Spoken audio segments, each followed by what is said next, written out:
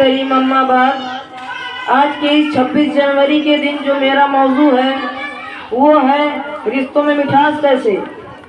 محترم سامعین، ہم اور آپ جہاں رہتے بستے ہیں اسے سماج کہتے ہیں۔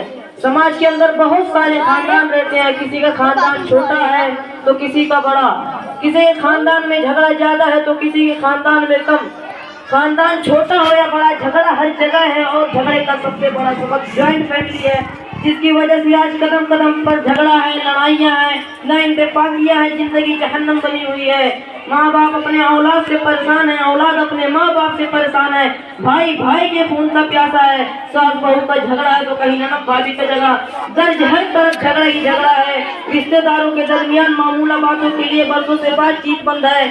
آج میاں بیوی کے درمیان بھی لڑائیاں ہیں، جھگڑا ہے، بلکہ طلاق کی شرح زیادہ ہے۔ ہر طرف جرم و ستم ہے، ہم ایک دوسرے کے خون کے پیاسے ہیں۔ غور کریں کہ واقعہ ایسا نہیں ہے۔ نمبر 1، جھگڑا ہو جائے تو ہم ایک دوسرے کی غیبت کرتے ہیں۔ نمبر 2، جھگڑا ہو جائے تو ہم ایک دوسرے پر بہتان لگاتے ہیں۔ نمبر 3، جھگڑا ہو جائے تو ہم ایک دوسرے کو تکلیف پہنچاتے ہیں۔ نمبر 4، جھگڑا ہو جائے تو ہم ایک دوسرے کے خون کے پیاسے ہو جاتے ہیں۔ نمبر 5، جھگڑا ہو جائے تو ہم ایک دوسرے پر تہمت الزام لگاتے ہیں۔ نمبر 6، جھگڑا ہو جائے تو ہم ایک دوسرے کو بدنام کرنے کے تمام طریقے اپناتے ہیں، حد سے گزر جاتے ہیں، اسی لیے ہم دین سے بیگانہ ہو جاتے ہیں۔ نمبر 7، جھگڑا ہو جائے تو ہم ایک دوسرے کے خون کے پیاسے ہو جاتے ہیں، کئی سال گزر جانے پر بھی پیچھا نہیں چھوڑتے۔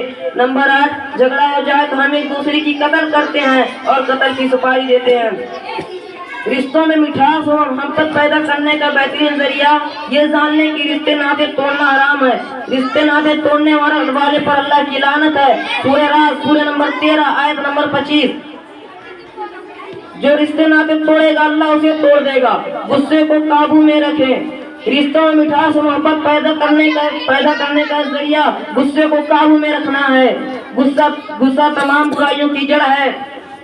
شراب برائیوں کی ماں ہے تو غصہ برائیوں کا باپ ہے۔ آدمی جب غصے میں آ جاتا ہے تو بیوی کو طلاق دے دیتا ہے، بھائی کو قتل کر دیتا ہے، پارٹنر کو مار دیتا ہے، کسی کو گالیاں دیتا ہے، کسی پر تہمت لگاتا ہے۔ آدمی غصے میں آ کر یہ کیوں نہیں کہتا کہ اے فلانے کی امی، آج میں تیرے لیے اتنا سونا خرید کر لاتا ہوں۔ غصے میں بے قابو ہو جانا کسی خاندان کو بگاڑ دینا ہے۔ میں نہیں کہتا کہ آپ ناراضگی کا اظہار نہ کیجیے، آپ ضرور ناراضگی کا اظہار کیجیے، مگر دائرے میں رہ کر۔ ایک جوک سنانا چاہتا ہوں۔ ایک سانپ اور ایک بزرگ کے درمیان دوستی ہو گئی، اس شرط پر کہ سانپ کسی کو کاٹے گا نہیں۔ سانپ نے بات کو مان لی پر اس کو نقصان ہو رہا تھا۔ جب بھی وہ روڈ پر رہتا تو لوگ اسے مارتے، اس کو تکلیف پہنچاتے۔ اس بات کو لے کر ایک دن وہ بزرگ صاحب سے ملا تو کہا کہ اپنی تکلیف بیان کی اور کہا جب میں روڈ پر رہتا ہوں تو لوگ مجھے مارتے ہیں، پر میں کیا کر سکتا ہوں؟ کچھ نہیں کر سکتا تو؟ بزرگ صاحب نے کہا کچھ نہیں کر سکتا تو، میں نے کاٹنے سے منع کیا تھا، پھل اٹھانے سے منع نہیں کیا تھا۔ اس واقعہ سے یہ پتہ چلا کہ غصے میں ناراضگی کا اظہار کیجیے مگر دائرے میں رہ کر۔